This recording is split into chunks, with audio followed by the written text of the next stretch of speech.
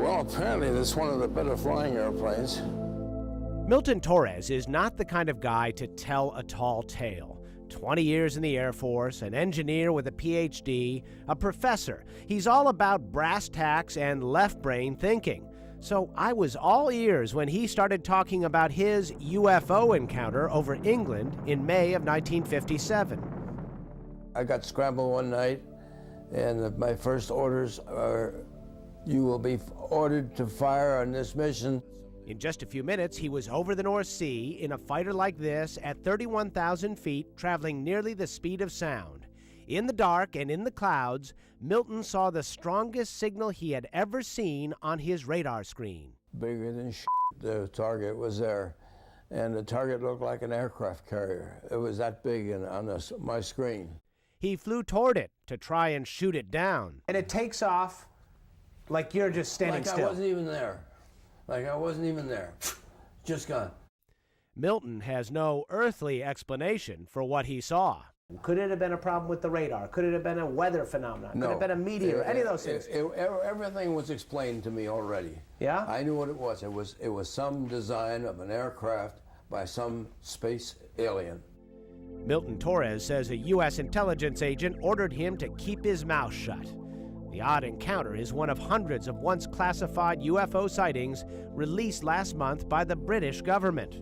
It's the sort of disclosure UFO investigators are demanding from the U.S. government. How would people react? Well, it would be kind of good. It's about time. Former astronaut Edgar Mitchell is the sixth man to walk on the moon and a firm believer that aliens have visited our planet repeatedly. So I had to ask, why are they coming in these little glancing visits and we haven't had a more meaningful dialogue or contact or attempt to communicate with these people? Well, I think we have. Really? I think we have, but it is not common knowledge.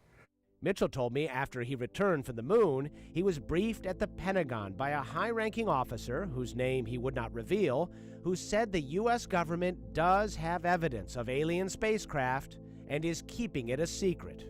Well, I think the root of the reason it's still a secret is power and control, controlling whatever technology exists. All of this is fascinating stuff, if it is true. But consider this. There are thousands of sightings of odd, unidentified flying objects reported every year the world over, and yet no one has produced smoking gun proof of any visits from another planet. So isn't it more likely they are some sort of natural phenomenon? Or maybe secret military aircraft? Or just plain old hoaxes? Maybe, but consider this one. March of 1997. A huge V-shaped craft appears to fly over Phoenix.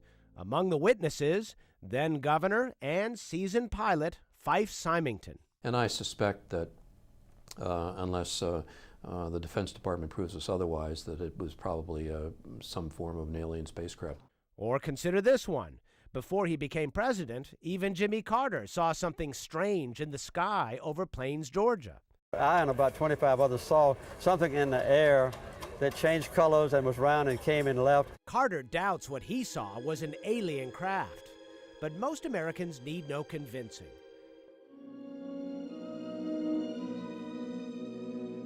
Maybe it comes from movies like Close Encounters, or maybe art is imitating extraterrestrial life. For those who are skeptical of you, what do you say? Are you say open your mind? Be skeptical. Do be as skeptical as you want, but by all, don't close your mind. Miles O'Brien, CNN, Miami.